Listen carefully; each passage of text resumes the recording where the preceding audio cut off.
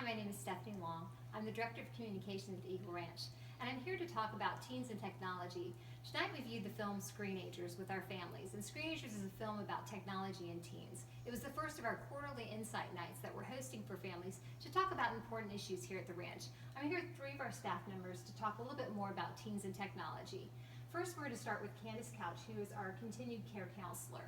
Candace, you talked a little bit about families that feel like they've kind of gotten out of control with technology, dug themselves into a hole. What advice would you give to families who are kind of feeling like, I've kind of gone too far, I don't really know what to do at this point? Well, I think it's important for families to remember that it's never too late. I think one of the main things that's important to kids is an apology from their parents, and so it's okay when you feel like you've gotten to a place where we need to start over with technology, we need to get our plan together.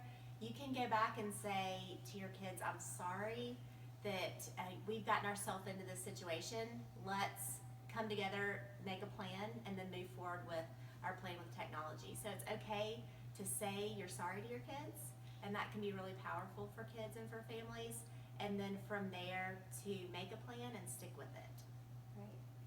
And Tuti Jones, our manager of counseling services, you talked a little bit about our approach at the ranch is to train children, not control them. Tell me a little bit about how that applies to technology.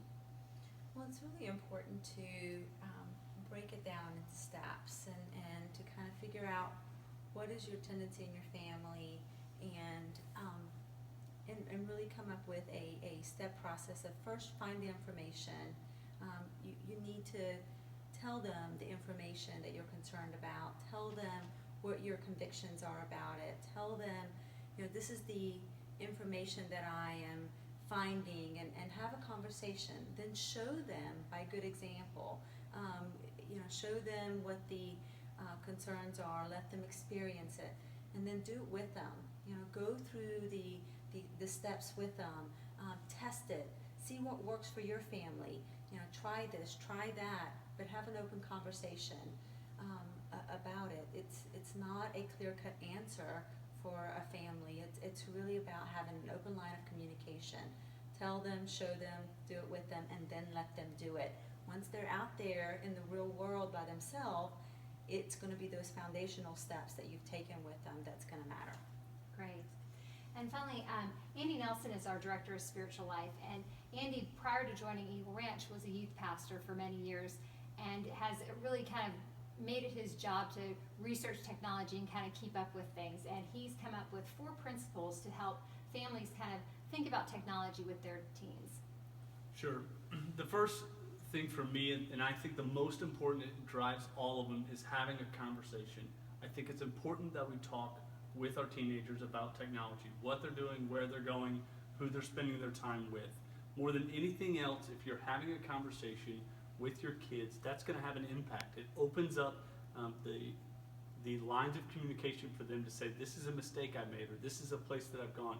You also learn a lot if you listen to them. The second, and Candace mentioned this, is to have a plan. If you would never just give the keys to your 16-year-old and not teach them anything and just say, go drive.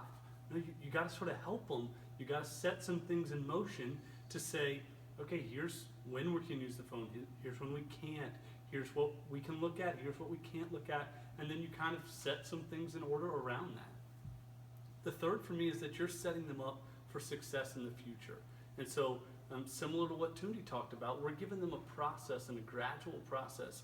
I have young children.